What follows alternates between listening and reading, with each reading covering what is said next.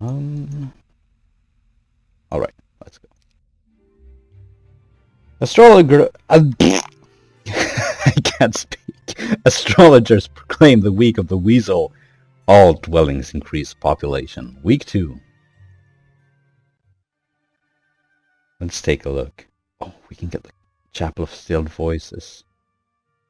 I sort of want to upgrade the Harpy Loft though, because the Harpy Hags has this non-retaliation skill, which basically grants them the power to act as a ranged creature. So we're going to upgrade them immediately to take benefit from this. And we're also going to purchase all available creatures for our army. There we go.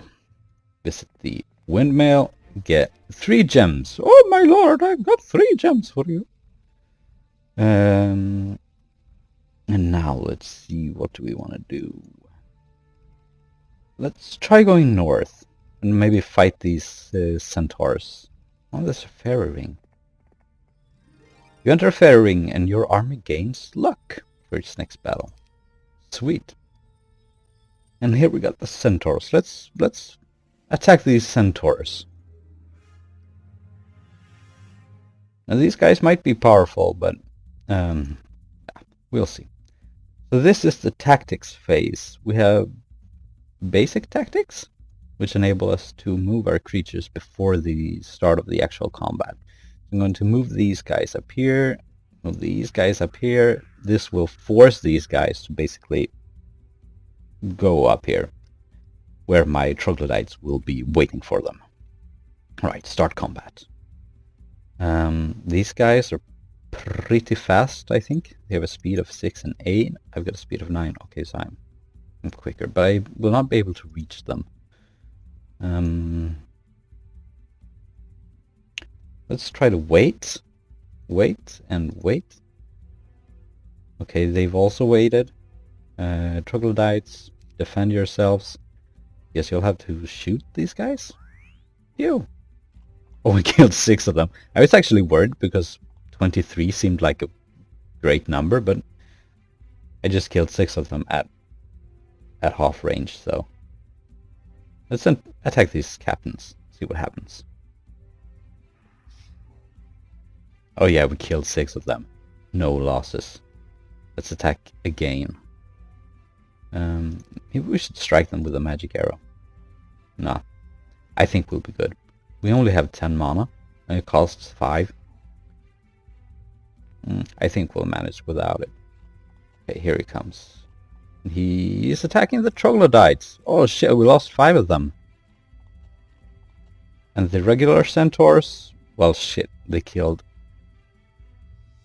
11?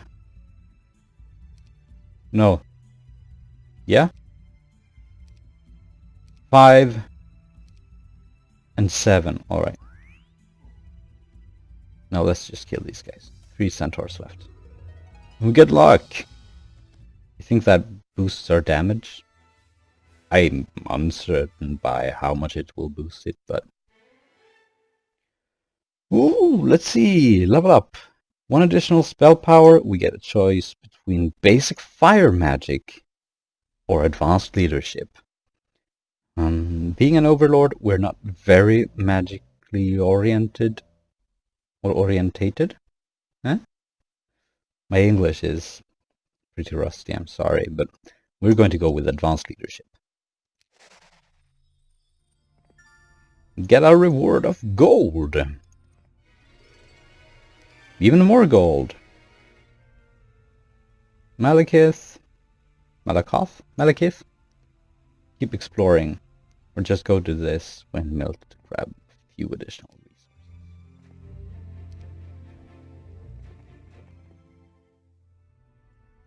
Treasure chest. Oh! We've found an ancient artifact known as the Centaur's Axe. I thought the centaurs carried spears, but fine. +2 attack. Awesome. Now if we look at the graphics of this game, I mean, sure you can tell it's very, very old. But I kind of think it's aged well. I mean, they released the HD edition for this game. I bought it and I played it, but since it was only the first game, the first standalone game without the expansions, it was called the Restoration of Erothia. Get no conflicts down, you lose a lot of artifacts, a lot of scenario maps, and of course a whole bunch of campaign maps. And sure, the all of the models were upgraded to HD ones. Oh, 1,000 gold. I don't think it's worth it. I mean, you can play this game, and it looks all right. I mean, everything is very stylized. It's not unclear what it is, like the polygons of, say, Final Fantasy VII. You get where I'm coming from, right? Let's get the Citadel. This will enable us to buy the castle next time. It also gives us a 50% increase to the base creature growth. Take a look. Oh yeah, now we get 12 harpy hacks every week. Awesome. A swan pond. A scarlet swan. It gives us good fortune. Alright. Good now. We can see that through leveling up, our movement point meter has now got a plus sign on it. I think that means that we are able to move further than normal. Pack of dragonflies. They're guarding lots of treasure. And a witch's hut. The witch's hut will grant you a random skill, I think. That would be interesting. For the sake of this Let's Play. Maybe we get to explore something new. Well, there's only 6 of them in each stack, so 12 in total. These guys are seriously quick. If I remember correctly. We'll try to funnel both of them up here. Just like we did with the centaurs, although the centaurs went around, unfortunately. Let's start combat and try. Oh, they're actually quicker than my harpies, and they... Oh wow, they flew pretty far. And so with their attack, they're actually casting weakness on my guys. I think weakness... oh yeah, it reduces my my attack skill from 6 to 4. That's pretty awful. Let's try to get vengeance on these guys. Just attack. We have no retaliation anyway. You have no melee penalty, so okay, just attack them. And bring these guys down. Glorious victory! For valor in combat, Gunnar receives 240 experience. Now who is going around handing out experience? I'd like some more, please. Can I bribe the experience guy? Huh? Oh, there's some sulfur. I couldn't see it because of the mountain. 1500 experience. Sure. Basic wisdom. Now this is interesting. Gunnar is a might hero, not a magic hero. What we could do is we could specialize completely in like the might skills. Or we could go both ways and be sort of a jack of all trades guy. Let's try to do that. Wisdom will enable us to learn 3rd level spells. The advanced will give us the ability to learn 4th level spells and so on. Now the Witch's Hut will grant us water magic. An ancient witch living in a strange hut welcomes you, teaching you water magic for her own inscrutable purposes. The water magic, huh? Okay. So taking basic wisdom was probably a good move then. Because with basic water magic, or without basic wisdom, we would not be able to learn all of the water magic spells. So I guess that'd be good. Water magic spells, I think they're focused on buffing your own troops. They're not damaging spells. Or like nerfing spells. Nerfing spells? No, they're spells that will benefit your troops, like give them additional morale or additional luck and that kind of stuff. I also think there's a war spell that grants you the power to walk on water, which will be cool, seeing that these seems to be islands. I'm guessing that might be too powerful even, be able to walk on water. Oh, the Pillar of Ice. It will enable us to purchase or recruit beholders, 7 of them. Let's do it. It's quite pricey, but I mean 7 beholders are 7 beholders. And these guys are just as nasty as they look. So let's see. Capital. It will earn my kingdom 4,000 gold every day. It costs 10,000, so 2.5 days to recover.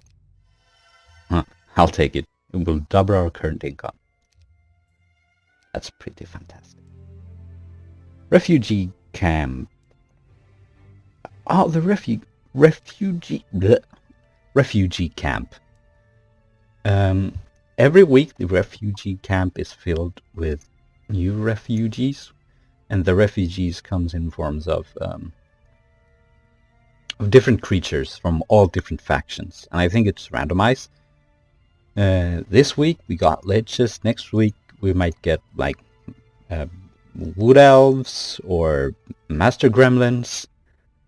It's completely randomized, so sometimes you can get lucky. Say if it were like black dragons, we'll be all over that shit immediately, because black dragons are part of our faction and would suffer no decrease in morale. Oh, that's a cool looking helmet. Guarded by a pack of vampire lords, though. No thank you. Barracks recruits swordsmen. Oh, these guys are pretty powerful. Got an attack skill of 10, 6 to 9 damage, 35 health. But you can only buy 4 of them, and they're not part of our faction. I'm going to have to say no to you guys. And we got an additional witch's hut. Learn a secondary skills. Let's go. Oh my! It's diplomacy. Basic diplomacy allows you to negotiate with monsters who are weaker than your group and reduces the cost of surrendering by 20%. This is fantastic. This is absolutely fantastic. With diplomacy, you're able to recruit creatures from all over the map if they're weaker than you. I think it's quite pricey, but I mean, when it comes to building your army, like it is going to be pricey, and paying like a few additional or an additional amount of gold is probably worth it, given that your creature growth is fixed. You can't do anything about this, basically. So it will most definitely give you an edge. For now, it's day 5. We are going to purchase the Chapel of Still Voices, which will enable us to recruit Medusas. Now, Medusas are also a ranged creature. A brawless ranged creature. Just like the Beholder is. I think they have the power to petrify. Maybe that's in the later games. I'm unsure. And what is it with Malekith and finding artifacts in treasure chests? I think that's a pretty rare occurrence. We found the Shield of Dwarven Lords, which increases our defense skill by 2. Let's take a look. We found the Skull Helmet, the Centaur's Axe, and the Shield of Dwarven Lords. All of them are giving +2 to one of our primary stats. All of them except of spell power, I guess. And that's pretty fantastic. Although I think we'll be handing these artifacts off off to Gunnar. And seeing that the week is ending, I think we're going to head back to the castle. Gunnar is going to wait here by the Pillar of Ice for one more day, just to be able to recruit the beholders as they become available to us. And here we go. We're now able to buy the dwellings for some quite powerful creatures. The Dragon Cave is still not within our reach, sure, but the Manticore Lair and the Labyrinth. This will allow us to recruit Minotaurs, and I think Minotaurs are like pretty awesome. They're these bulky tank-like dudes that just charges in and bash people to death with their hammer, and they have real good morale. I'm going to go with the Labyrinth. Also, both of my guys are Minotaurs, so come natural to us to be quick on recruiting Minotaurs, right? And we can actually afford to get the Manticore Lair before the end of the week. It will set us back 5,000 gold, which by the start of next week would give us like 12,000 gold to work with. And that will recover 4,000 from the capital. Alright, let's go with the Manticore Lair. I mean, it will give us like half of the growth, the basic growth, when we just purchase the building or the dwelling. So we'll gain a boost of 50% for this week. And you just wait.